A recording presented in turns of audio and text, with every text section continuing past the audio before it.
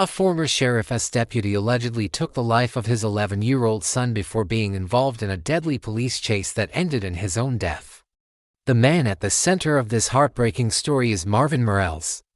A 40-year-old former Sacramento County deputy, Morales had previously made headlines after being accused of lying about a fentanyl overdose last year.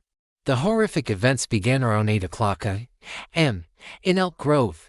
Police say a mother called authorities, deeply concerned about the safety of her two children at home, when officers arrived. They found an 11-year-old boy fatally stabbed, despite attempts at life-saving measures. He later died at a hospital. A 6-year-old girl, also in the home, wasn't harmed physically, but the trauma of witnessing such violence is unimaginable. After the stabbing, Morales fled the scene, leading authorities on a high-speed chase along Interstate 5. Speeds reportedly exceeded 100 miles per hour. Officers attempted to stop him with spike strips, but Morales ran off the road, and that's when the confrontation turned deadly.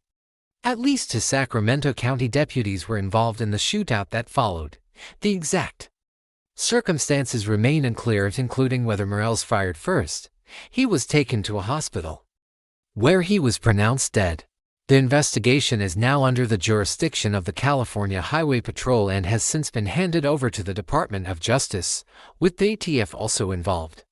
Officials are calling this a tragedy, and neighbors are left grappling with questions and grief. This quiet, close-knit community is reeling. Holiday lights now flicker on in the Morales home, a stark contrast to the horror that unfolded inside. Neighbors describe it as a friendly, safe neighborhood, the kind where everyone looks out for one another.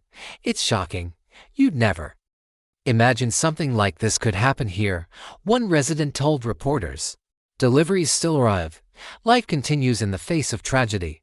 But for those who knew the family, nothing feels normal. Many children in the neighborhood were classmates of Morales' children, and parents are now preparing for difficult conversations with their own kids. Morales' history adds another layer to this story. In 2023, he suffered a fentanyl overdose inside a Sacramento County Sheriff's Department bathroom. Colleagues revived him with Narcan.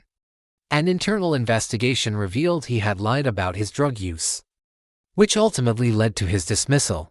Despite this, neighbors say Morales didn't show any outward signs of drug abuse. You wouldn't have guessed it, one resident said. He never behaved like he was using anything.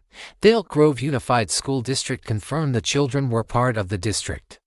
In a statement, they expressed heartbreak over the tragedy and emphasized that counseling and resources are being made available to support students, staff, and the wider community. Morales voluntarily disqualified himself from eligibility to serve as a peace officer, officially ending his law enforcement career. But questions remain. What led him to commit such an unthinkable act? Was there more happening behind closed doors? Authorities continue to investigate. For this community, the impact is profound. A seemingly ordinary morning turned into a nightmare. Families are struggling to process a story that feels almost impossible to understand. A father, a former protector, becoming a perpetrator of violence against his own child.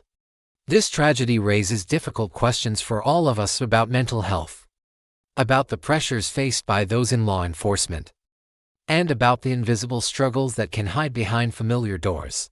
But tonight, our focus is on the community, the children, and the families who are left picking up the pieces. We'll continue to follow this investigation and bring updates as they come in. For now, our hearts go out to the victims and to everyone affected by this devastating incident. In the face of tragedy, communities come together, seeking answers, solace, and a way forward. This is a story that reminds us, even in the quietest neighborhoods, heartbreak can strike.